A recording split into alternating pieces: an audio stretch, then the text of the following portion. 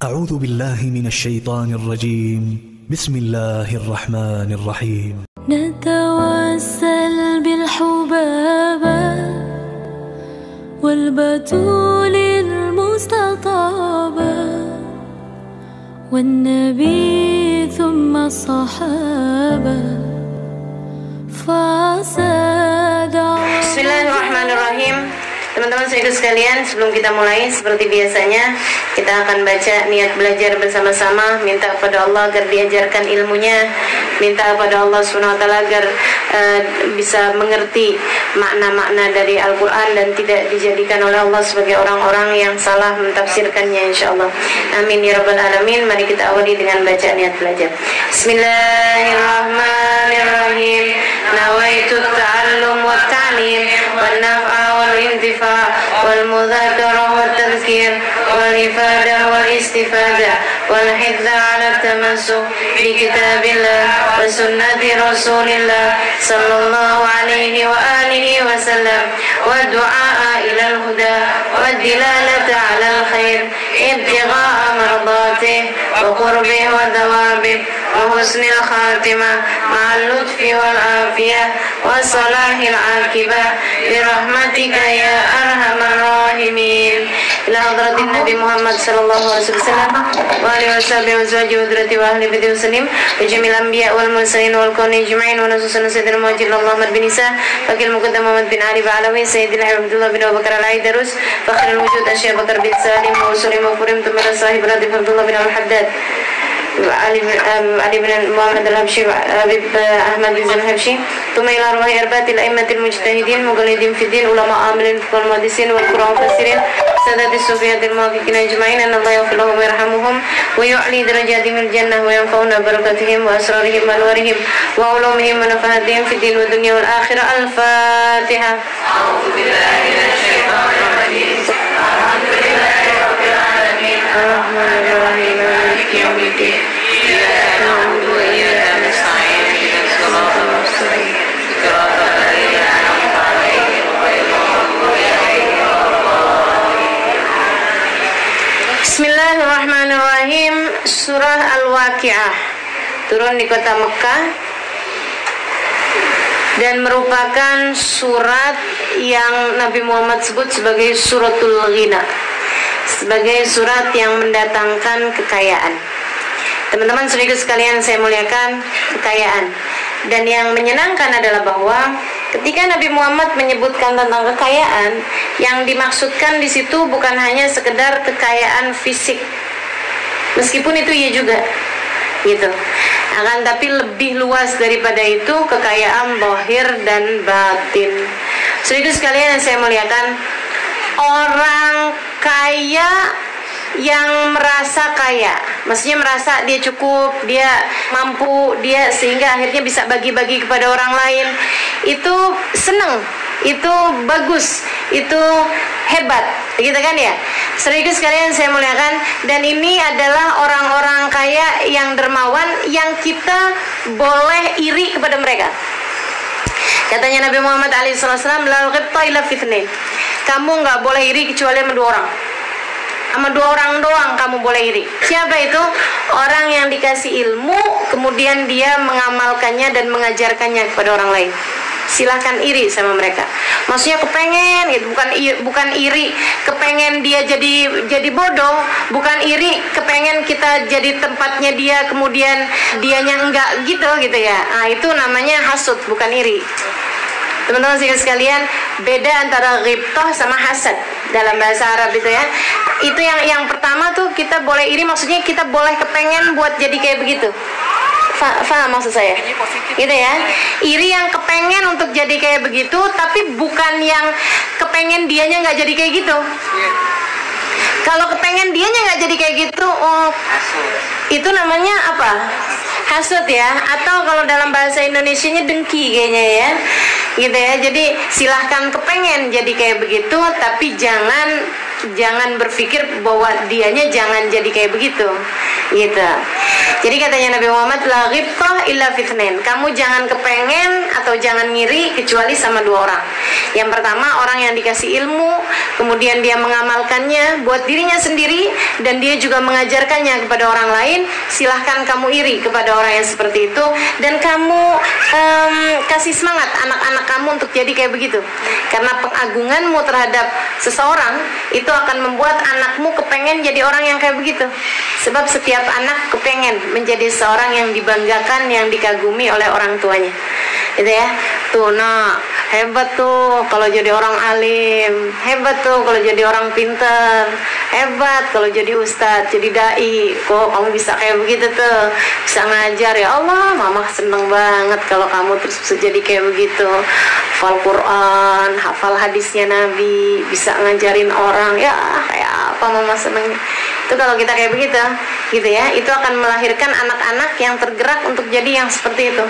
Tapi kalau kita pas ngelihat, wih jadi pejabat seneng ya, kalau lewat mobil-mobil diberhentiin, itu anak akan juga kepengen jadi pejabat, kepengen jadi orang-orang yang dimuliakan di masyarakat, ya gitu ya.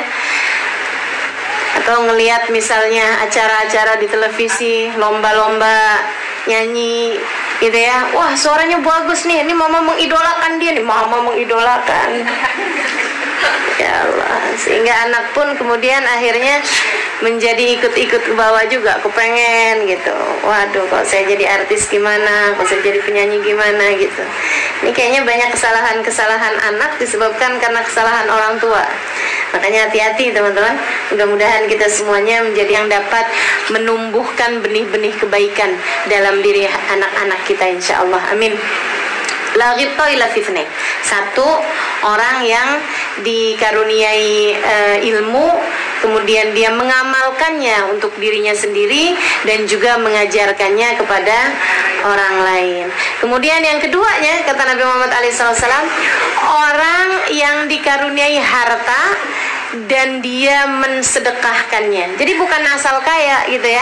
Orang kaya banyak teman-teman sekalian, tapi yang bisa membagi-bagikan harta kekayaannya, yang bisa nggak tegaan ngelihat orang susah, yang selalu aja kemudian kepengenannya adalah untuk bisa membantu orang lain, ini silahkan iri kepada mereka.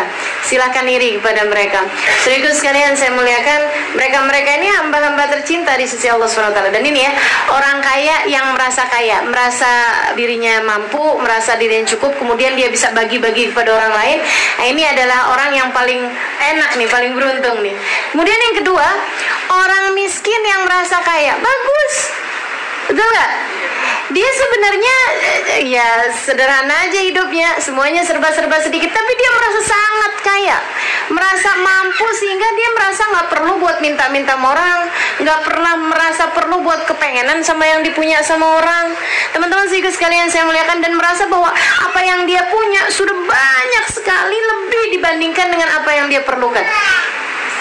Bahkan dia bisa ngasih kepada orang lain pula dengan sedikit yang dia punya tersebut. Itu enggak kalah kerennya teman-teman sekalian, enggak kalah cakepnya, gitu ya, enggak kalah hebatnya. Mereka inilah orang-orang miskin yang diminta Allah untuk Nabi Muhammad bersama dengan mereka. Allah tuh enggak nyuruh untuk mereka buat barengan sama Nabi, tapi Nabinya yang disuruh barengan sama mereka. Wasbir nafsaka, kata Allah Subhanahu wa taala, kamu wahai Muhammad bersama-samalah dengan mereka-mereka ini. Wasbir nafsaka maladina, apa tuh ayatnya yang di surat Al-Kahfi itu ya. Itu teman-teman sekalian, Nabi diminta oleh Allah Subhanahu wa taala untuk bersama dengan mereka, dan itu doanya Nabi Muhammad. Allahumma ahyini miskinan wa amitni miskinan wahsyurni fi zumratil masakin. Ya Allah, hidupkan aku miskin aja, miskin harta, kaya hati. Berani kita doa gitu? Hah? Berani doa gitu? Saya mau ijazahin nih kalau berani. Punya soalnya saya ijazahnya nih. Ayo nih yang berani minta nih, yang berani doa.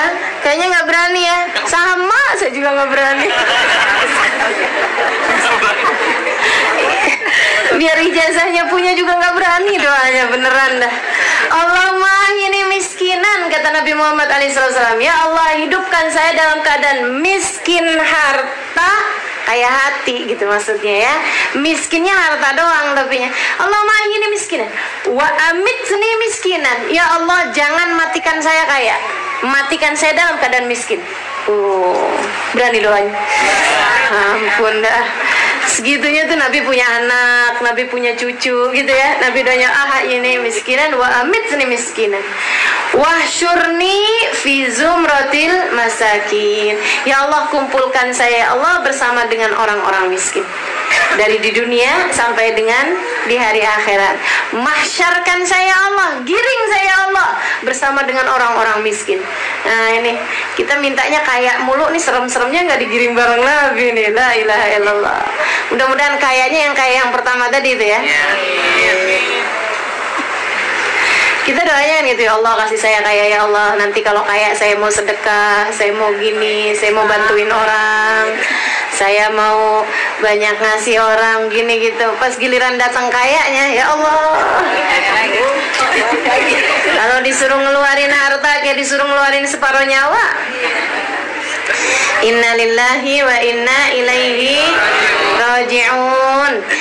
Ini teman-teman sekalian, jadi orang kaya yang merasa kaya bagus, sehingga dengannya dia bisa bersedekah, dia bisa menyampaikan apa yang menjadi tangan kepanjangan Allah SWT dalam memberi kepada hamba-hambanya. Kemudian yang keduanya, orang miskin yang merasa kaya gitu ya, itu juga senang hidupnya, senang hidupnya. Teman-teman sekalian saya muliakan, yang enggak enak itu adalah orang miskin yang merasa miskin. Iya wajar sih, tapi nggak enak tuh. Dia miskin dan dia juga sangat tersiksa dengan kemiskinannya. Berharap-harap, kepengen jadi orang kaya gitu ya. Kepengenan, ya coba ya saya punya, coba ya saya bisa begini, coba ya saya begitu gitu. Nah ini tersiksa dalam hidupnya juga. Udahlah tersiksa di dunia, tersiksa pula. Serem bener. Dan saudara sekalian saya muliakan, ada yang lebih bahaya lagi dari itu, yaitu orang kaya yang merasa miskin. Ini nggak tahu mesti dikayain dengan apa lagi. Kalau udah dikasih kaya sama Allah SWT, merasa kurang aja, sampai jangankan buat orang lain, buat dirinya sendiri aja dia nggak mau menikmati kekayaannya. Kan ada banyak orang-orang duitnya ada gitu, tapi bajunya ya ampun. Fa'amma bini'amati rabbika fahadits, kata Allah SWT. Kamu tuh kalau dikasih nikmat sama Allah SWT, kasih lihat, kasih tunjuk. Jangan kemudian kamu udah kaya tapi baju sampai robek-robek dijahit ya, sampai udah jelek banget gitu, mau dikasih sama orang sayang-sayang. Ya Allah, ya Allah, ya Allah, kesian bener nih, ini paling ngesianin nih orang kayak begitu tuh, paling ngesianin. Sebab hisabnya di hari akhirat hisabnya orang kaya, tapi hidupnya di dunia seperti hidupnya orang miskin. Paling melas nih. Ya Allah, ya Allah. Nah ini teman-teman saudara sekalian, maka merasa kaya itu selalu baik, merasa miskin selalu nggak baik. Makanya yang Nabi Muhammad SAW sebutkan, kadal faqru an yakuna kufra. Kefakiran itu mendekati kepada kekafiran. Ketika ditanyakan kepada Imamul Haddad apa makna daripada hadis ini, katanya Imamul Haddad mau fagr, bukan fagr yang dimaksudkan oleh Nabi Muhammad SAW dalam hadis tersebut, bukan kefakiran. Sebab kalau bicara tentang kefakiran, bicara tentang kemiskinan, bicara tentang tidak memiliki banyak harta, Nabi Muhammad salah satunya. Akan tetapi yang Nabi Muhammad sedang khawatirkan bagi kita, yang sampai Nabi Muhammad bilang dekat kepada kekafiran, kefakiran, kemiskinan, dekat kepada kekafiran adalah khauful faqr, rasa takut miskin. Rasa takut miskin, merasa miskin, itu yang bahaya teman-teman sedikit sekalian. Bahaya. Mudah-mudahan Allah karuniakan kepada kita hati yang merasa kaya, insya Allah. Salah satu caranya surat Al-Waqi'ah, suratul Ghina, Nabi Muhammad sebutnya adalah merupakan surat yang mendatangkan kekayaan. Kekayaan yang dimaksudkan di situ adalah kekayaan zahir dan kekayaan batin. Kekayaan zahir yang dimaksudkan adalah adalah orang kalau selalu baca Al-Waqiah nggak akan datang dalam hidupnya, dengerin saya, nggak akan datang dalam hidupnya satu saja kesempatan yang membuat dia harus minta-minta sama orang. Ya, orang yang dekat dengan Al-Waqiah, selalu baca Al-Waqiah dalam hidupnya, teman-teman saya sekalian, nggak akan datang satu saja kejadian yang membuat dia sampai harus minta sama orang, nggak ada. Termasuk juga ketika Nabi Muhammad menyatakan la faqra ma'ad duha. Kata Nabi Muhammad, nggak ada kefakiran bersama dengan sholat duha. Kalau kamu istiqomah melaksanakan sholat duha, insya Allah nggak akan diberi kefakiran dalam hidupnya. Artinya bukan kefakiran yang kayak gimana-gimana, bukan. Bisa jadi kamu hidupnya serba terbatas ya, memiliki ini nggak banyak, miliki ini nggak banyak. Akan tetapi yang dimaksudkan dengan orang kalau selalu istiqomah mengerjakan sholat duha di waktu pagi, tidak akan datang satu waktu, satu masa, satu kejadian yang membuat dia harus minta kepada orang lain. Gitu. Dan ketika Nabi Muhammad menyebutkan la ghina ma'az zina, tidak ada kekayaan bersama dengan perzinaan, gitu kan?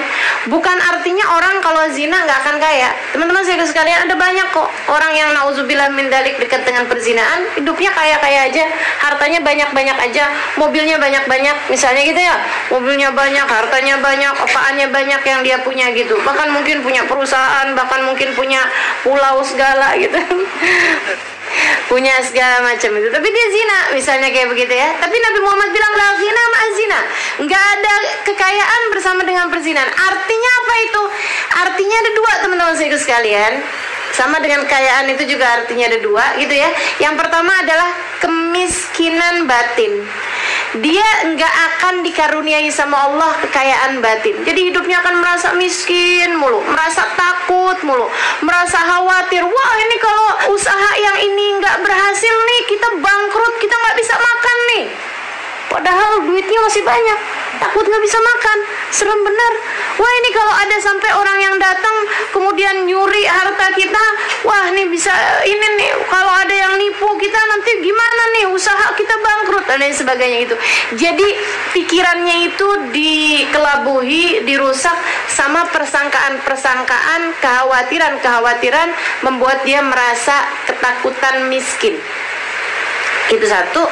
Sama yang kedua, orang kalau berzina pasti akan datang dalam hidupnya satu kesempatan, kalau nggak beberapa kesempatan, yang membuat dia sampai harus minta sama orang untuk makan. Untuk makan, entah itu dia lagi musafir, ya, lagi berada di satu negara yang sampai bikin dia kehabisan semuanya, kehilangan semuanya, hilang paspor, nggak bisa gesek uang apa segala macem gitu. Jadi artinya meskipun kaya sekalipun pasti aja ucapan Nabi itu pasti selalu benar. La ghina ma'az zina, nggak ada kekayaan, nggak ada kecukupan bersama dengan zina. Sebagaimana la faqra ma'ad duha, bersama dengan salat duha tidak akan ada kefakiran. Artinya bahwa orang kalau selalu salat duha, insya Allah dikaruniai Allah Subhanahu Wa Taala kekayaan batin, perasaan merasa cukup, qanaah dengan apa yang Allah Subhanahu Wa Taala beri. Nah, itu satu. Sama yang keduanya dikasih kekayaan, artinya merasa cukup aja dalam kehidupannya, tidak akan datang dalam kehidupannya kesempatan atau waktu atau kejadian yang membuat dia harus meminta kepada orang lain untuk makannya dia, untuk kehidupannya dia. Gitu ya. Jadi gimana kalau kita nanti kalau pas lewat-lewat di bawah-bawah kolong jembatan, kita ajarin orang-orang buat sholat duha. Bu, sedekahnya Bu. Dek, sholat duha ya Dek. Atau baca surat Waqiah. Kita kasih ini, dia baca nih, kaya kamu langsung. Ya Allah. La faqra ma'ad duha. Teman-teman saya sekalian yang saya muliakan, suratul ghina. Ini disebutnya di surat Al-Waqiah. Saudaraku sekalian saya muliakan, bahkan Sayyidina Ibnu Mas'ud alaihi ridwanullah ketika meninggal dunia, dia itu memberikan seluruh hartanya sebelum meninggal gitu ya, jauh sebelum dia meninggal, dia sudah mendermakan seluruh harta yang dia punya untuk umat Islam. Beliau tuh tiap kali punya duit banyak kan, sedekahin sampai habis. Ntar punya duit banyakan lagi, sedekah sampai habis. Kayak gitu tuh kerjanya Ibnu Mas'ud. Sampai waktu ada salah satu peperangan, beliau membawa seluruh hartanya untuk dibawa ke medan peperangan tanpa meninggalkan sedikit pun buat keluarganya. Ada orang yang nanyain, "Madza tarakta li ahli baitika ya Ibnu Mas'ud?" Apa yang kamu tinggalkan untuk keluargamu ya Ibnu Mas'ud? Ibnu Mas'ud menjawab, "Inni taraktu lahum suratal waqiah." Aku tinggalkan buat mereka surat Al-Waqiah. Kalau kita begini, ya ampun. Anaknya kita mau jalan gitu, anak kita minta duit jajan, terus kita bilang, "Nak, mama udah tinggalin kamu surat Al-Waqiah." Dimarahin kita sama anak kita ya. La ilaha illallah. Bu, minta duit belanja bu, udah ada tuh surat Waqiah. La ilaha illallah. Nah ini teman-teman saya sekalian saya muliakan. Kenapa kok kayak begitu? Karena kita bukan Ibnu Mas'ud. Kenapa anak kita kalau kita bilangin, "Udah ya, mama udah tinggalin buat kamu surat Al-Waqiah." Kenapa mereka nggak bisa gitu? Karena kita bukan Ibnu Mas'ud. Teman-teman saya sekalian, Ibnu Mas'ud tingkat keimanannya luar biasa, menularkan itu kepada diri anak-anaknya. Kalau tingkat imanmu seperti Ibnu Mas'ud, anakmu menjadi seperti anaknya Ibnu Mas'ud, kamu bisa melakukan hal yang sama. Selama ini kitanya sendiri udah kekhawatiran sama urusan dunia, kayaknya itu adalah perkara yang paling penting dalam kehidupan kita. Bukan begitu? Kita selama ini menanamkan kepada anak-anak kita secara tidak sengaja kepentingannya dunia gitu. Pandangan kita terhadap orang dunia tuh kayaknya yang udah Masya Allah banget gitu. Sampai lebih daripada pandangan kita terhadap orang-orang ahli ilmu, atau orang-orang ahli ibadah, atau orang-orang soleh gitu. Sampai sering jadi pertanyaan anak-anak kita, "Mah, kalau dia orang soleh mah, tapi kenapa ya mah hidupnya miskin?" Sampai jadi pertanyaan anak-anak kita gitu. Dan ibu-ibunya kebingungan buat jawabnya. Karena yang dia pikir bahwasanya diberi kekayaan secara materi, secara fisik adalah sesuatu yang penting gitu, merupakan tanda Allah SWT sayang sama seseorang. Padahal enggak gitu. Kalla, kata Allah SWT. Innal insan idza mabtalahu rabbuhu fa akramahu wa na'amahu fa yaqulu rabbi akraman. Ini manusia nih kata Allah, kalaunya aku kasih ujian, kemudian aku kasih kekayaan pada dia, di saat aku beri ujian dia dan aku lapangkan rizkinya, aku beri kekayaan, dia bilang, "Wah, Tuhan telah memuliakan aku." Perasaan dia udah mulia dengan kekayaan yang Allah kasih itu. Wa ma idza mabtala, dan ketika aku uji, dua-duanya sama-sama ujian padahal Allah nyebutnya. Sama-sama ibtila semuanya. Wa idza mabtala, dan katanya Allah, dan ketika dia aku uji, faqadara alaihi rizqa, kemudian kami batasi rizkinya. Kami batasi rizkinya, enggak kami kasih banyak-banyak rizkinya. Fayaqulu rabbi ahanan, dia bilang, "Duh, hinanya hidup saya, susahnya hidup saya, menderitanya hidup saya, Allah enggak sayang sama saya." Kalla, kata Allah SWT, kamu salah besar. Enggak gitu ceritanya. Dua-duanya sama-sama ujian, dua-duanya sama-sama cobaan yang Allah SWT berikan. Maka teman-teman saudaraku sekalian yang saya muliakan, kaya miskin bukan pertanda orang dicinta sama Allah SWT. Hati-hati terhadap pikiranmu. Kalau kamu menganggap bahwa orang kalau dikasih kaya berarti dia disayang sama Allah, orang kalau dikasih miskin berarti dia dihinakan sama Allah SWT, kamu sedang menjelekkan Nabi Muhammad alaihissalam. Nabi Muhammad hidupnya banyak miskin, teman-teman saudaraku sekalian. Dan miskinnya Nabi adalah pilihan yang beliau pilih sebagai jalan hidup beliau sendiri. Kalau engkau merasa bahwa orang kaya adalah orang yang dimuliakan Allah dan orang yang miskin adalah orang yang dihinakan Allah SWT, bisa jadi engkau akan lebih memuliakan Abu Jahal daripada Nabi Muhammad SAW. Secara Abu Jahal itu adalah orang yang kaya, Abu Lahab kaya, Umayyah bin Khalaf kaya. Teman-teman sekalian, ada banyak orang-orang yang kaya-kaya di zamannya Nabi Muhammad SAW, di saat yang Allah SWT jadikan Nabi Muhammad adalah orang yang miskin-miskin saja. Maka teman-teman saudariku sekalian saya muliakan, rubah pikiran yang ada dalam pikiranmu ini. Mudah-mudahan Allah SWT karuniakan kemampuan untuk berpikir dengan pikiran yang lurus, insya Allah. Kemampuan untuk berpikir dengan pikiran yang benar, insya Allah. Mudah-mudahan Allah memandu, membimbing kita untuk selalu berpikir di jalan yang Allah SWT karuniakan kepada para hamba-hamba yang tercinta di sisinya. Amin ya rabbal alamin. Inni taraktu lahum suratul waqiah. Kata Ibnu Mas'ud ketika ditanya, apa yang kau tinggalkan buat keluargamu? Teman-teman sekalian saya muliakan, kemudian kita beranjak pada surat-suratnya, beranjak kepada ayat-ayatnya.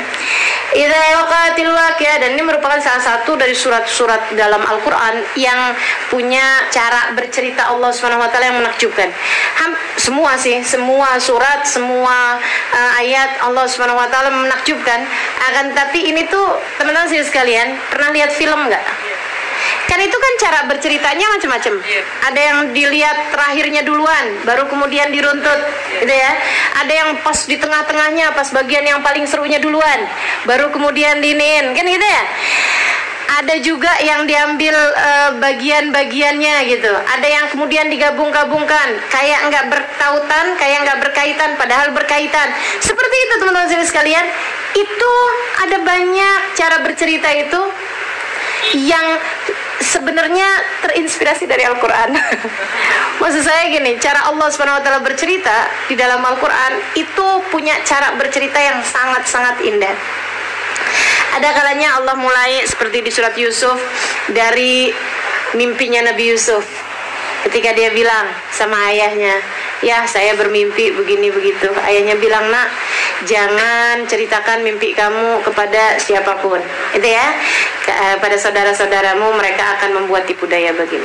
Kemudian cerita berlanjut sampai Nabi Yusufnya dibuang di sumur, kemudian lagi tinggal bersama dengan ini itu sampai usianya tua. Itu cerita yang berurut sampai kemudian keluarganya didatangkan ke Mesir, gitu ya. Sesudah Nabi Yusufnya menguasai Mesir, kan begitu tuh. Kemudian melihat keluarganya semuanya tunduk, keluarganya semuanya minta maaf kepada beliau. Katanya ayahnya, hadza ta'wilu ru'yaka min qabl. Ini adalah takwil dari mimpi kamu, nak, di masa kecil dulu. Jadi diawali dengan takwil mimpi, diakhiri dengan ini adalah mimpimu yang menjadi nyata. Kisah yang begitu indah banget. Jadi orang kok baca surat Yusuf tuh kayak berasa lagi baca satu cerita, kayak lagi ngelihat film tentang Nabi Yusuf gitu ya, dengan skenario yang sangat-sangat indah banget. Nah ini teman-teman saudaraku sekalian, surat Al-Waqi'ah ini juga salah satu dari surat-surat yang punya keindahan dalam cara bercerita Allah Subhanahu wa taala. Gimana tuh ceritanya? Nih, Allah Subhanahu wa taala mulai dengan idza waqa'atil waqi'ah. Apabila terjadi hari kiamat. Aisa liwaqa'atiha kadibah. Tidak ada keraguan tentang kejadiannya. Itu adalah kejadian yang pasti, kata Allah. Laisa liwaqatiha kadhibah. Tidak ada keraguan, tidak ada dusta dalam kejadiannya. Khafidatun. Itu hari kiamat begitu datang. Khafidah rafi'ah. Bisa membuat hina orang, menurunkan derajat orang, rafi'ah, atau meninggikan derajat orang. Teman-teman saya sekalian, hari kiamat adalah hari di mana orang-orang yang asalnya mulia di dunia banyak yang menjadi hina. Ada juga sebaliknya, orang-orang yang asalnya hina di dunia bisa menjadi mulia. Ada juga orang-orang keren-keren yang mulia di dunia, mulia pula di hari akhirat. Ada juga orang-orang yang sial-sial, hina di dunia, hina pula di hari akhirat. Naudzubillah min dzalik. Ini kita nih. Kita ini yang di dunianya bukan siapa-siapa, yang di dunianya hidupnya enggak dimulia-muliakan amat, bukan dari keturunan bangsawan, bukan dari keturunan orang-orang terpandang. Teman-teman saudaraku sekalian saya muliakan, cari kemasyhuran, cari kecantikan, cari kelas, entar aja di akhirat. Sebab akhirat khafidatun rafi'ah yang hakiki. Khafidah rafi'ah yang sesungguhnya, meninggikan setinggi-tingginya, merendahkan serendah-rendahnya. Bikin rendah orang abis-abisan, bikin tinggi orang habis-habisan. Masya Allah, Masya Allah. Mudah-mudahan Allah karuniakan kepada kita keluhuran, ketinggian yang sesungguhnya di hari akhirat nanti, insya Allah. Amin ya rabbal alamin. Hari kiamat, idza rujjatil ardu rajja, apabila bumi diguncangkan dengan seguncang-guncangnya, sedahsyat-dahsyatnya. Wa bussitil jibalu bassa, dan gunung-gunung diluluh lantakkan oleh Allah Subhanahu wa taala dengan seluluh lantaknya, dengan sehancur-hancurnya. Bumi diguncang-guncangkan, sementara gunung-gunung diluluh lantakkan, dihancur-hancurkan oleh Allah Subhanahu wa taala. Dijadikan bubur sama Allah Subhanahu wa taala gunung. Padahal gunung-gunung batu itu kan kerasnya kayak begitu. Sama Allah jadikan bubur, teman-teman saudara sekalian.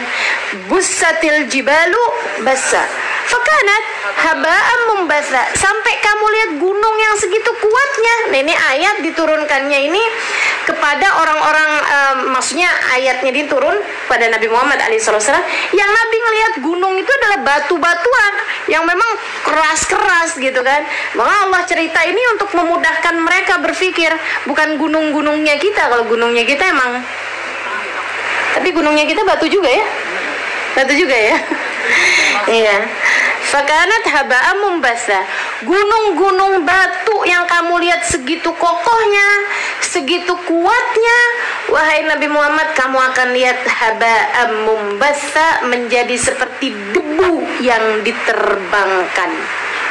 Gunung jadi kayak debu-debu yang diterbangkan. Kayak apa tuh kejadian satu hari di mana kamu akan melihat gunungnya menjadi seperti debu yang diterbangkan. Ya Allah, ya Allah.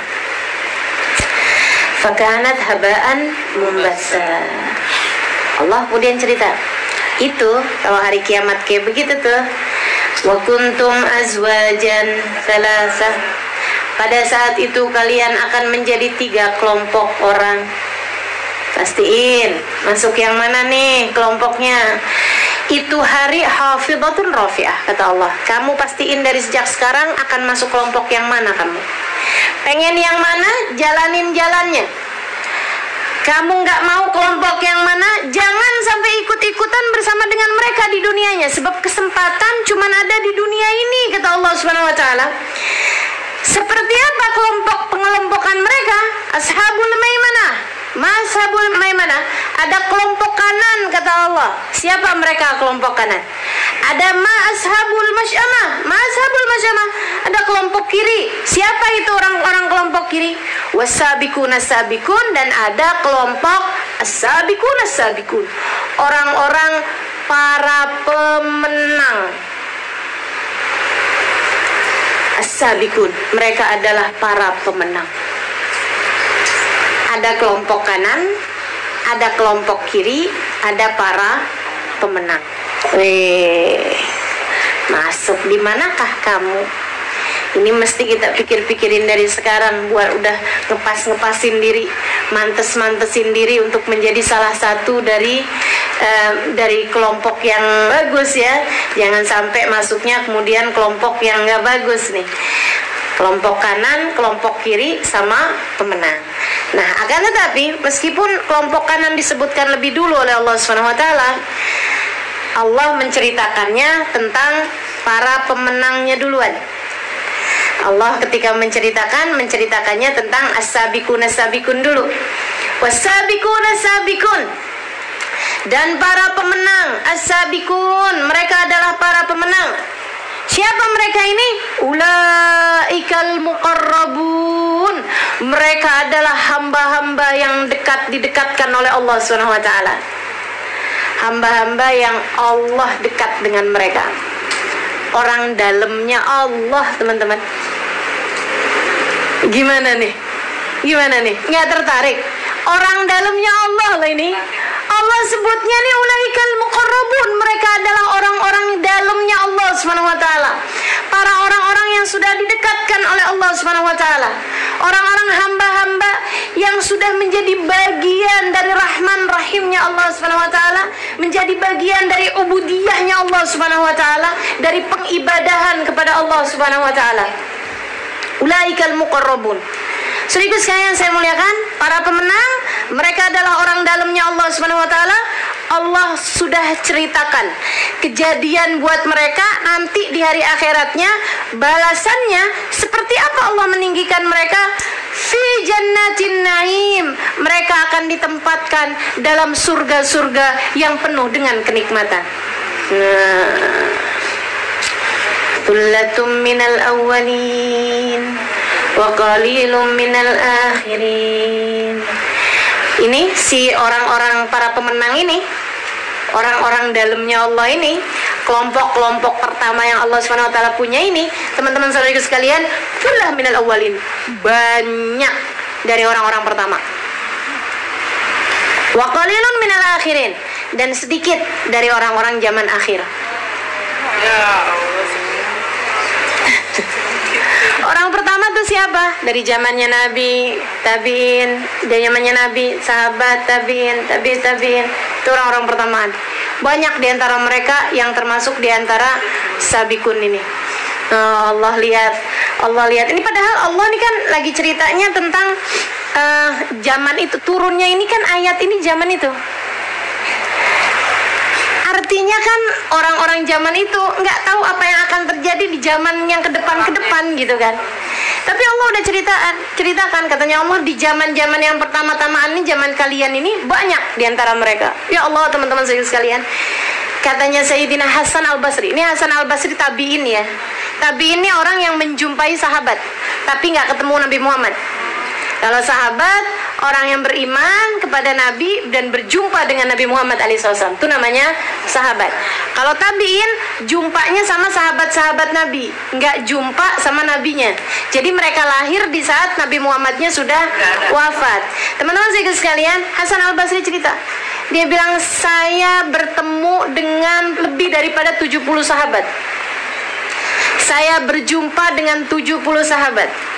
Ketika saya kasih tahu model uang yang terbaru, tidak ada satupun di antara mereka yang tahu itu apa.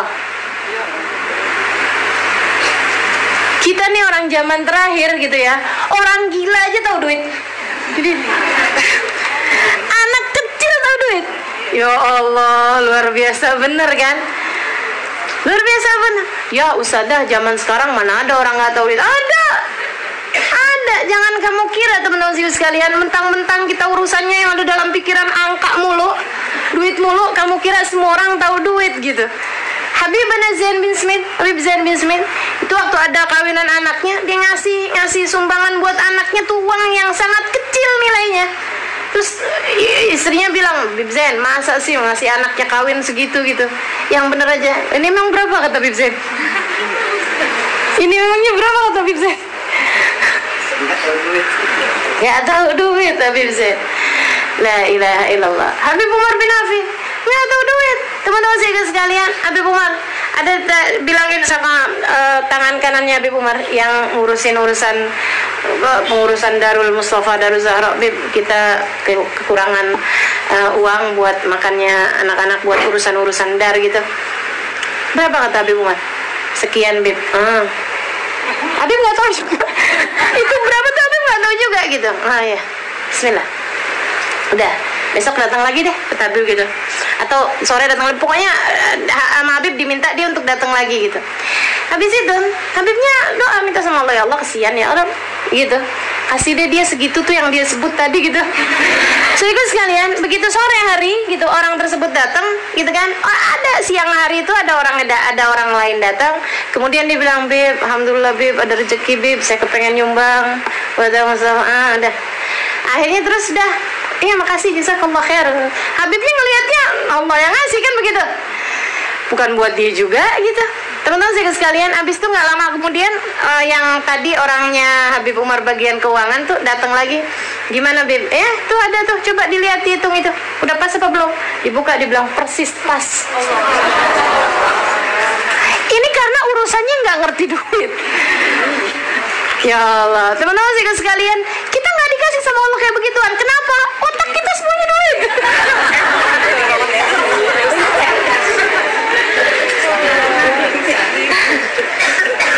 La ilaha illallah.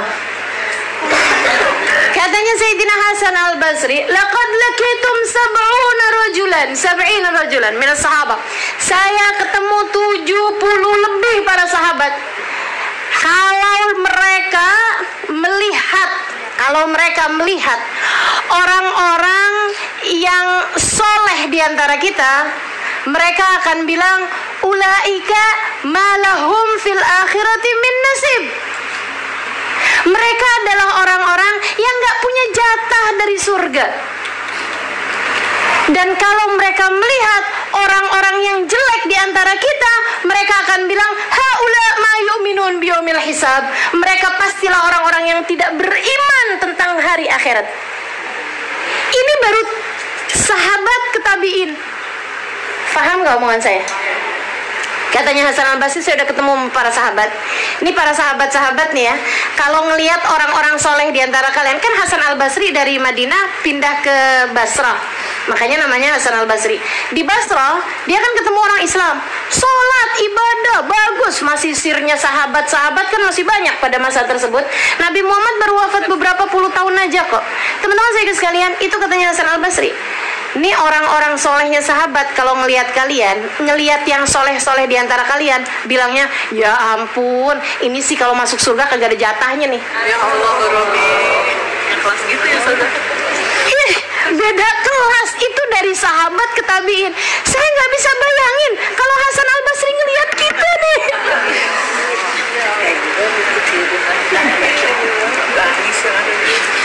Haula malahum fil akhirati min nasib, malahum fil jannati min nasib. Kalau ngelihat orang yang jeleknya gimana? Katanya para murid-muridnya Hasan Al-Basri. Kalau ngelihat yang nggak soleh di antara kita, ngomongnya gimana? Wah, udah pasti. Haula ma yu'minun biyaumil hisab.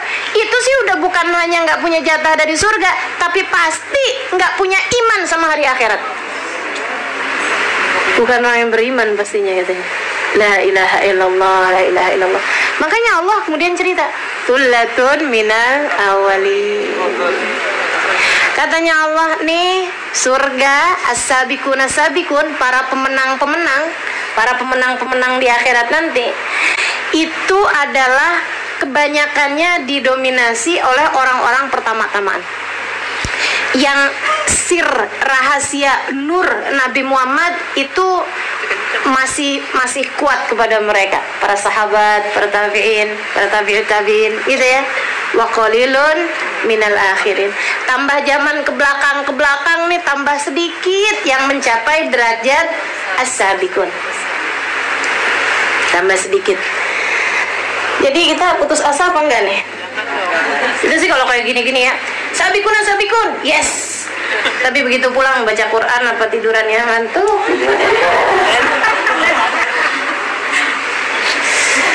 La ilaha illallah. Teman-teman saya sekalian nih, parah kita nih urusan cinta dunia, penyakit hati, iya, ibadah dikit, dosa ngerjain mulu. Tapi kalau ditanya surganya di mana, Firdaus paling tinggi. Kelompok mana kamu dari surat Al-Waqiah? Sabiqun as-sabiqun. Yes.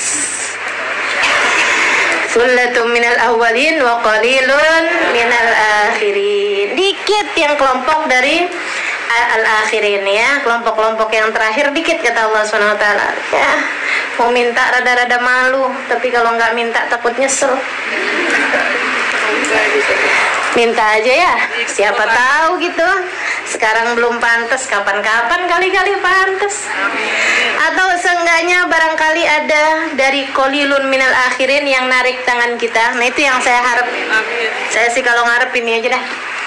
Nggak bakalan pantas kayaknya sampai kapanpun juga. Tapi mudah-mudahan saya kenal orang-orang yang pantas dari para guru-guru kita, daripada orang-orang terdahulu kita. Cinta saya kepada mereka mudah-mudahan itu ya, bikin mereka kemudian si Halimah kesianan anak kita, si Halimah kesianan murid kita gitu. Mudah-mudahan gitu, kita ngarepnya kayak begitu. Kayaknya mau mempantaskan diri kok jauh banget, tapi mudah-mudahan ada salah satu dari tangan-tangan mereka yang menarik kita. Amin ya rabbal alamin. Makanya teman-teman saya sekalian, baca zikiran jangan pakai ngarang, cari dari zikirannya Imamul Haddad, dari pikirannya Syekh Bakar bin Salim, kan gitu ya. Mau baca kitab, udah nggak usah pakai nyari-nyari yang penulis-penulisnya nggak kita kenal, begitu kan? Mending-mendingan yang udah pasti-pasti aja, gitu. Yang orang-orangnya memang bacaan-bacaannya, kitabnya bisa bawa kita kepada jalan-jalan mereka, ada sirnya, sir menghubungkan diri. Makanya kalau kita pergi kemana-mana, cari orang soleh di negeri tersebut, temuin, itu tujuannya. Tujuannya nyambungin hati, nyambungin diri. Karena kita seberapapun kita mampu ngerjain ibadah, nggak bakalan bisa masuk kepada as-sabiqun as-sabiqun. Kita hakikatnya ibadah kita nggak ngerti. Ada seorang ulama bilang, saya tahu ibadah saya nggak bakalan diterima sama Allah. Saya tahu ibadah saya nggak bakalan diterima sama Allah. Orang soleh lah ini ya. Dibilang kenapa? Karena saya itu bukan ibadah, saya cuma lagi belajaran ibadah. Lah kenapa kamu terus ngerjain ibadah? Ya, biar kalau kapan-kapan saya menjadi orang yang ibadahnya pantas diterima sama Allah, dia bilang seenggaknya saya sudah terbiasa jalaninnya, kayak gitu. Nah kita nih ibadah masih belajaran gitu ya, tapi ngerasanya udah jadi kayak sok-sok ahli ibadah gitu. Jadi kayak anak kecil, tanyain anak kecil banget itu lah. Nah kamu sekolahnya kelas berapa? 6. Padahal nggak tahu juga angka 6 itu berapa gitu. Pernah lihat gak anak kecil-kecil? Anak umur 3 tahun ya kan? Bawa-bawa ini gitu. Saya ngerasanya saya kalau lagi ibadah tuh kayak gitu, anak bawang. Kita kalau lagi sholat terawih gitu ya, kayak yang belajaran terawih. Lagi baca Quran, belajaran baca Quran. Kalau lagi ngaji kayak gini nih, belajaran ngaji nih. Ini kita nih sekarang nggak ngaji beneran teman-teman saya sekalian, belajaran ngaji. Ngaji yang sebenarnya. Imam Syafi'i bilang, saya di depan Imam Malik tidak pernah mengangkat kepala saya. Saya di depan Imam Malik akan pelan-pelan membuka kitab saya sehingga tidak merusak konsentrasinya Imam Malik. Ini belajar beneran namanya. Teman-teman saya sekalian yang saya muliakan, Habib Muhammad bin Abdul Al-Haddar, dia bilang saya pesantren berapa tahun gitu ya, lama, waktunya lama. Dia bilang saya baru nyadar begitu mau keluar bahwa ada beberapa jendela di kamar saya. Ada tokoh jendela-jendela kecil di kamar saya. Saya baru nyadar. Dari konsentrasinya sama belajar, kita baru-baru jendela gitu ya. Aib teman-teman kita tahu semua. Dia punya keluarga berapa, dia hafal semua. Saya waktu mondok hafal semua saya. Teman saya yang mana yang punya abang ganteng tahu saya.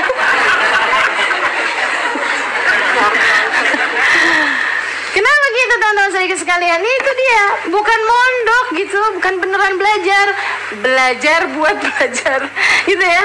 Belajarnya kayak anak bawang tadi nih loh, anak bawang. La ilaha illallah. Mudah-mudahan nih anak bawang nih berharapnya ada kakak kelas, ya kan? Berharapnya ada guru-guru yang narik tangan-tangan kita teman-teman saya sekalian. La ilaha illallah. Amin ya rabbal alamin. Sullatu minal awwalin wa qalilun minal akhirin. Balasannya kayak gimana? Ala sururim mauduna muttaqin 'alaiha mutaqabilin. Mereka berada di atas dipan-dipan yang bertahtakan emas dan permatanya, ya. Allah nggak ceritain tidurnya, Allah nggak ceritain apa yang mereka lakukan di situ, tapi Allah ceritain tempatnya seperti apa. Karena kelas. Teman-teman saya sekalian, coba perhatikan. Semua sesuatu yang berkelas itu bicaranya servis. Allah juga gitu. Ini ketika Allah bercerita tentang para pemenang, orang-orang berkelas ini tadi nih, ya, Allah ceritanya servis. Mereka aku siapkan tempat-tempat tidur bertahtakan emas berlian. Servis, memanjakan mata. Kalau udah dari atas, dari tempat tidurnya aja, tempat duduknya aja udah bertahtakan permata dan lain sebagainya, kan udah nyaman semua gitu ya. Gimana dengan jamuan sesudahnya? Gimana dengan apa yang diberikan oleh sahibul bait? Apa yang akan diberikan oleh sahibul bait yang kamu ketika masuk ke rumahnya, wes kursinya bagus kan gitu ya. Dan kita tahu bahwa sahibul baitnya sangat dermawan. Kalau kamu dipersilahkan untuk masuk ke bagian-bagian yang intim dalam rumah tersebut, yang sampai udah dihias-hiasi, dicakep-cakepin, kita udah tahu gitu apa kira-kira yang akan dia berikan, mesti berkelas juga. Jadi Allah bicaranya tentang kelas, teman-teman seriku sekalian. Ada sururim mauduna, dipan-dipan tempat-tempat duduk yang bertahtakan, kursi-kursi yang bertahtakan emas permata. Ala muttaqiina 'alaiha mutaqabilin, yang ada bantalan-bantalannya yang bisa dijadikan sandaran-sandaran. Nah ini kan, baru di dunia aja udah dikasih tahu nih kelasnya nih. Yang dikasih sandaran kan nih sohibul bed. Dia merasa berkelas di rumahnya sendiri nggak apa-apa. Yang dikasih sandaran kan orang-orang yang dianggap tua, kan begitu ya. Ustazahnya kan kesian, dia ngomong banyak, masa nggak dikasih sandaran, ya enggak? Kan begitu. Jadi teman-teman sekalian, saya muliakan, sandaran-sandaran yang diceritain sama Allah SWT. Kamu akan nyaman, kamu akan senang. Servis yang diceritakan sama Allah untuk orang-orang yang berkelas. Mutaqabilin, yang saling berhadap-hadapan. Jadi kursi-kursinya tuh adep-adepan gitu loh, buat ketemu-ketemuan satu orang dari yang lainnya. Nanti itu mereka pada duduk-dudukan gitu ya. Orang-orang tersebut itu, wah, duduk di situ tuh Imam Ghazali bincang-bincang sama Imam Syafi'i. Seru bener. Di kursi-kursi yang bertahtakan emas permata tadi ini. Itu dia masalahnya, kitanya di mana tuh? Saya ingat ucapan Habib Umar tuh waktu bahas surat Al-Waqiah, ya. Habib Umar bilang, ya Allah, jangan jadikan jatah kami dari ayat-ayat ini hanya sekedar menceritakannya. Mudah-mudahan kita ada juga di situ. Kali-kali gitu, adep-adepan sama Sayyidah Fatimah, Sayyidah Khadijah, sama hubabah-hubabah yang mulia-mulia itu ya.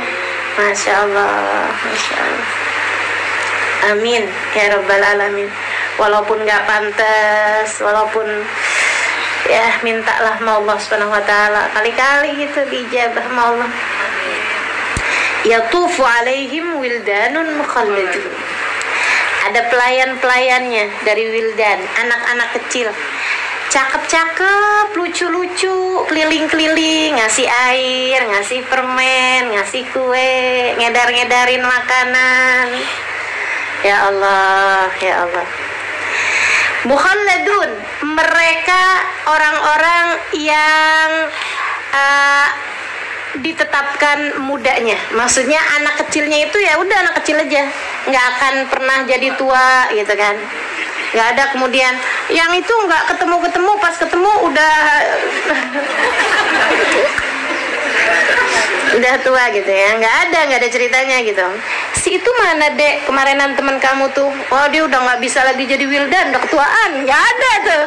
Mukhalladun kata Allah SWT. Mereka tetap muda-muda semuanya ya. Bi akwabin wa abarika wa ka'sin mim ma'in. Dan itu mereka bawa-bawa gelas-gelas.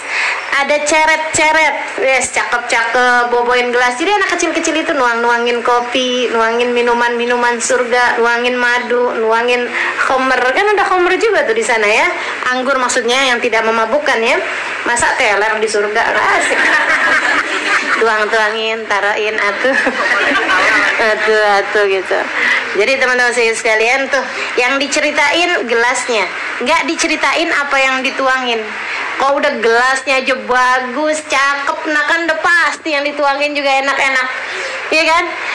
Jadi itu kayak begitu tuh nikmat yang Allah SWT berikan. La yusaddauna anha wa la yunzifun.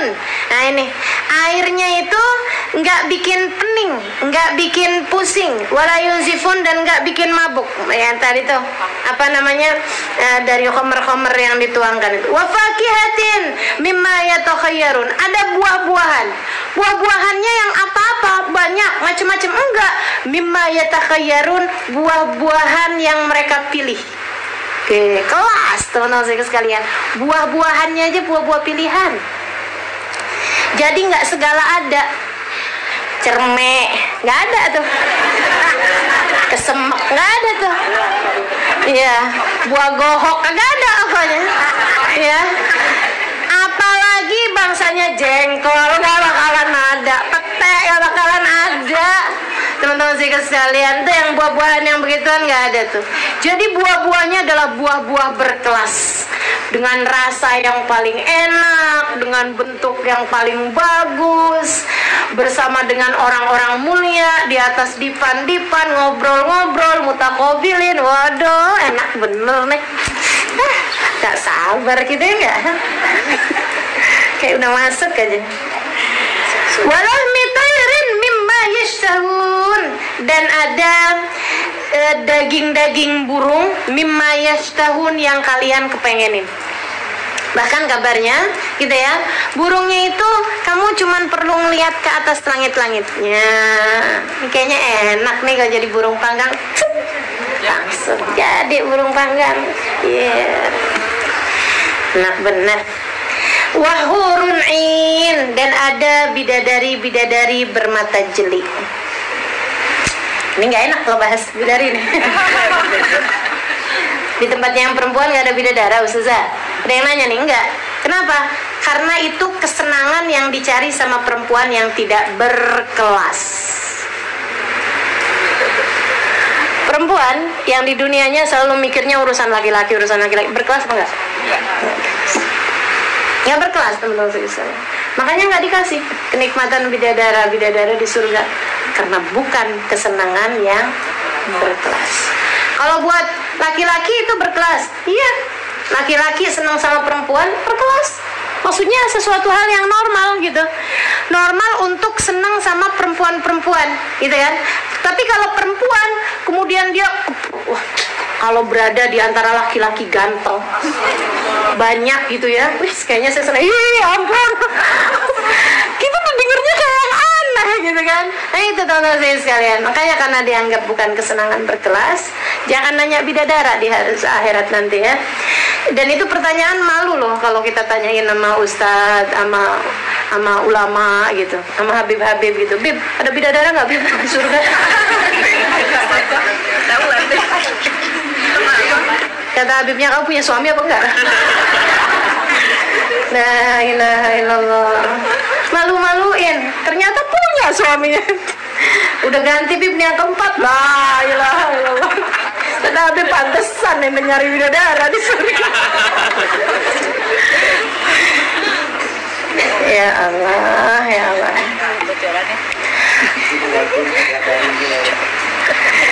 Kamtalil lu'lu'il maknun, kata Allah Subhanahu wa taala, perempuan-perempuan tersebut laksana permata-permata al-maknun yang terjaga dengan baik. Permata yang terus-terusan diusap, dipoles gitu ya. Tuh bidadari-bidadarinya kayak gitu.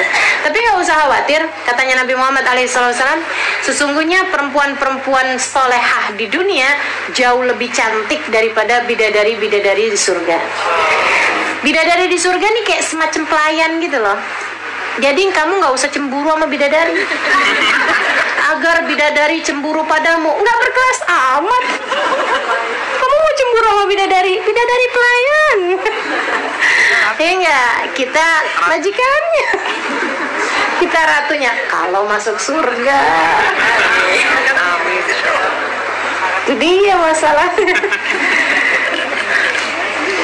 Jazaan bima kanu ya'malun. Itu adalah merupakan balasan atas perbuatan yang telah mereka lakukan waktu di dunia. La yasma'una fiha lagwan wala ta'thima. Bahkan ya, udah kayak begini aja Allah SWT mensifatkan tentang surga, udah kayak kenikmatan berkelas banget, indah banget. Buat orang-orang berkelas tetap aja ketika ditanyakan sama seorang soleh, ahli ibadah, seorang wali min auliyaillah, dia bilang, apa kenikmatan surga yang paling kamu tunggu-tunggu? Apa kenikmatan surga yang paling kamu tunggu-tunggu? Ketemu sama Allah lah. Dia bilang, ketemu sama Allah lah. Dia bilang, selain daripada itu apa lagi? Dia bilang, zikrullah lah. Apalagi yang lebih enak daripada itu? Zikrullah katanya. mengingat Allah, cerita-cerita tentang Allah barengan sama ahli-ahlillah. Itu dia bilang, apalagi kenikmatan yang lebih besar daripada itu. Bukan urusan makanan, bukan urusan bidadari, bukan urusan wildan, bukan urusan apa-apaan nih. Itu orang-orang berkelas, otak mereka memang udah benar-benar bersih, hati mereka memang benar-benar berkilau ya, sampai tahu gitu kenikmatan yang sebenarnya itu seperti apa. Yang katanya Rabi'al Adawiyah, ya Allah, jika engkau lihat ibadahku cuman karena pengen surga, halangkan aku darinya. Jika kau lihat ibadahku hanya karena takut neraka, masukkan aku di dalamnya.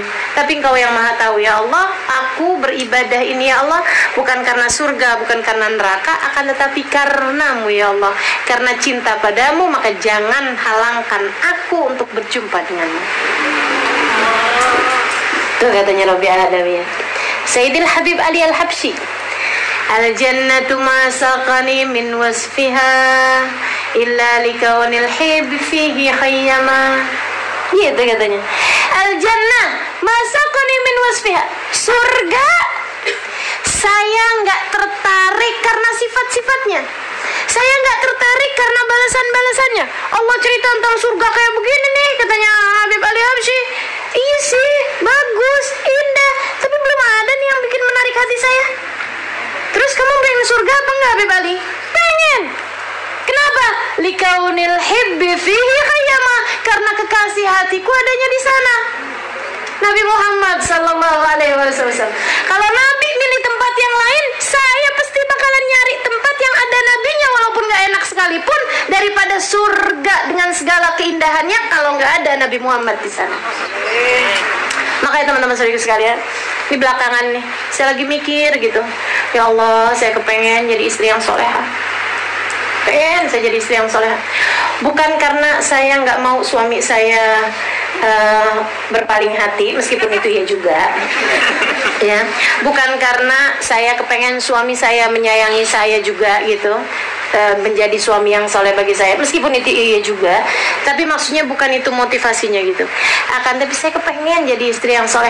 Tertarik sama hadisnya Nabi Muhammad, ayyumum ra'atin salat fardaha salat syahra wa ata'at zawja faltadkhulil jannah min ayyi babin sya'at. Kalau ada seorang perempuan salatnya benar, ibadahnya benar, maksudnya salatnya benar, puasanya benar, dia taat sama suaminya, dia jadi istri yang solehah gitu. Nanti kalau dia di hari akhirat nanti boleh milih pintu surga manapun yang dia pengenin. Pintu surga manapun yang dia pengenin. Saya kepengen, saya tertarik tuh sama ucapannya Nabi, boleh masuk dari pintu surga manapun yang dia pengenin, karena saya mau cari pintu surga yang ada Nabi Muhammad di dalamnya. Karena saya pengen masuk, pengen cari pintu surga yang ada Sayyidah Fatimah di dalamnya. Saya mau cari pintu surga yang ada orang-orang yang saya selama ini selalu ceritakan tentang mereka, saya selalu baca tentang mereka. Saya kepengen ntar di hari akhirat bisa sungguh-sungguh ketemu gitu sama mereka. Yuk kita cari bekalan di dunia ini. Yang jadi istri, biarin jadi istri yang soleha. Yang jadi ibu, biarin benar bawa anaknya menuju surga.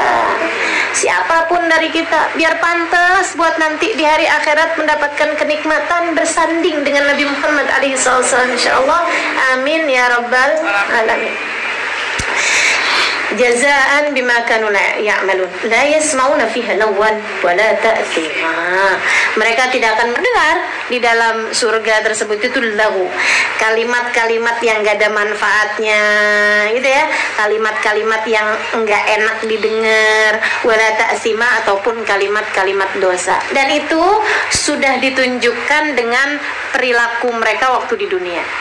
Yang pantas untuk kenikmatan berkelas seperti itu, mereka hidup dengan berkelas di dunianya. Mereka hidup dengan berkelas di dunianya. Orang-orang mohon maaf yang selalu ngomong kasar, berkelas apa enggak? Orang-orang yang mohon maaf selalu berbicara kotor dengan lisannya, berkelas apa enggak? Orang-orang yang mohon maaf nonton tayangan-tayangan yang gitu-gitu, teman-teman saudaraku sekalian, berkelas apa enggak hidup? Enggak berkelas. Maka dari sejak sekarang nih, kita memantaskan diri untuk menjadi orang-orang berkelas. Sebab enggak ada lagi kehidupan yang akan dihisab kecuali yang sekarang kita sedang jalani di atas muka bumi ini. Orang-orang yang buka aurat, orang-orang yang kalau pergi pengajian pakai kerudungan, tapi pergi ke tukang sayur kagak pakai kerudungan, berkelas apa enggak? Kamu yang jawab nanti deh ya. Nemuin tukang gas nggak pakai kerudungan? Sering apa enggak tuh? La yasmauna fiha lagwan wala ta'thima illa qilan salaman salama. Ucapan mereka hanyalah salam, salam, salam. Selalu mendamaikan, selalu menyenangkan, selalu menenteramkan, selalu menghibur, selalu berkata-kata yang baik gitu, selalu mampu menjaga lisannya sehingga tidak termasuk di antara orang-orang yang menyampaikan kalimat-kalimat yang buruk.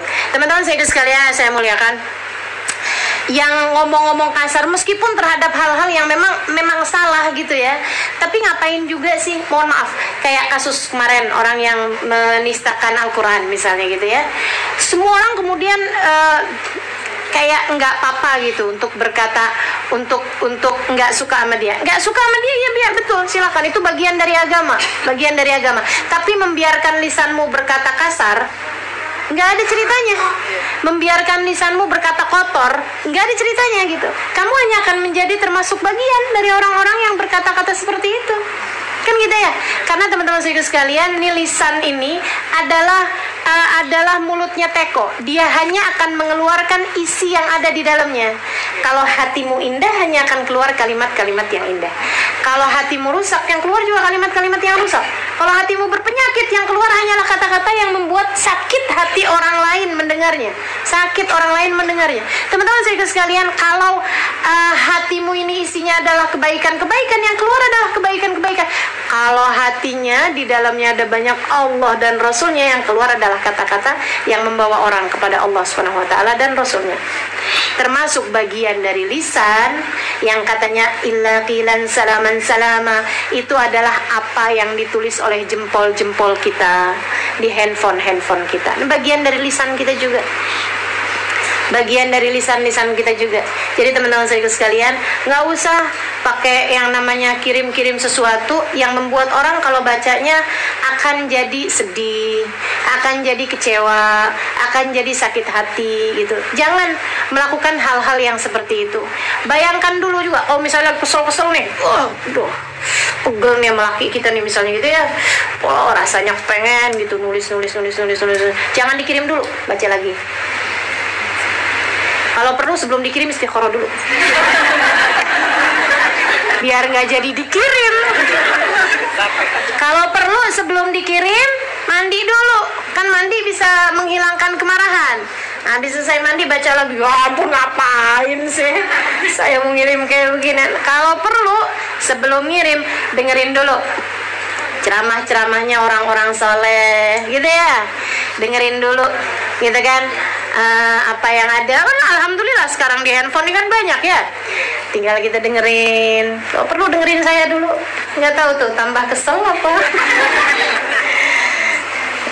Gitu. Habis itu baru baca lagi, ya astagfirullah, ngapain saya nulis kayak begini gitu, dihapus. Karena begitu terkirim, ya Allah, itu nanti akan dimintai pertanggungjawabannya. Bahkan andai orangnya ketika memaafkan misalnya gitu ya, luka yang kau sebabkan karenanya belum tentu hilang. Sama kayak orang naroin paku tuh gitu kan ya, walaupun pakunya udah dicabut, tapi bekasnya itu nggak mudah hilang teman-teman sekalian. Dan demikian pula bekas di dunia ataupun bekas di akhirat, semuanya sudah tercatat. Makanya mudah-mudahan Allah SWT jadikan kita orang-orang yang mampu menjaga diri, terus belajar hingga jangan sampai ada kata-kata kita yang dapat membuat hal-hal yang tidak baik jadi penyesalan buat kita insyaallah. Amin. Wa ashabul yamin ma ashabul yamin wallahu a'lam bissawab. والبتول المستطابة والنبي ثم الصحابة فعسى دعوة مجابة نتوسل بالحبابة والبتول المستطابة والنبي ثم الصحابة